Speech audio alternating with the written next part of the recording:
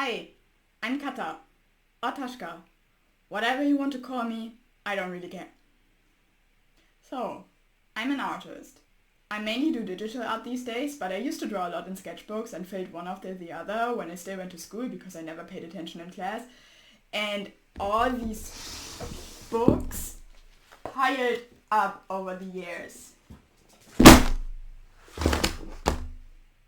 Anyway, I feared from a lot of artists that they can't really manage to finish a sketchbook because they are afraid of ruining it, and that's unfortunate because ruining pages is part of the process. I'm a professional page ruiner, and trust me, once you've gotten past the need to make your sketchbook a perfect illustration book, the fun you get out of filling one will be near endless.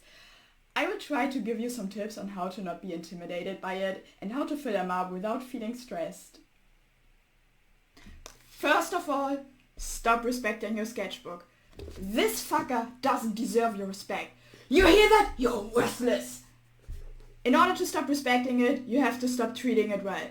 This isn't a fragile, delicate little thing that should be handled appropriately. It's a stupid book. Here, let me show you. Throw it on the ground. Throw it in the trash. Step on it. Use it as a door stopper.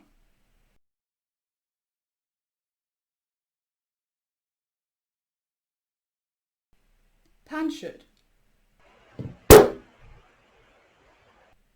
Flip it off. Ghost it. Cheat on it by using another, better sketchbook.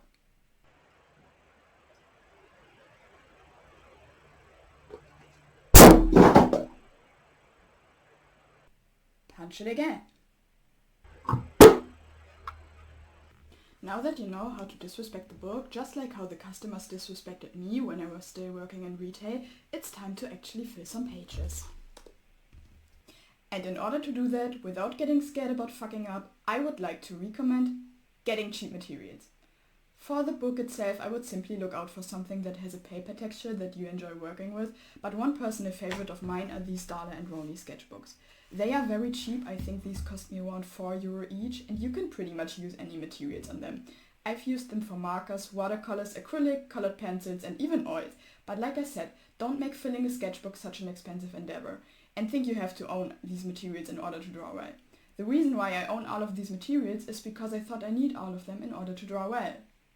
Good materials can definitely be of help, and I won't deny that. But this video is all about doing things unwell, because remember, it's just a stupid book. Also, most expensive utensils have a cheaper alternative that are just as good. Personally, I slowly started preferring cheaper materials over the expensive ones.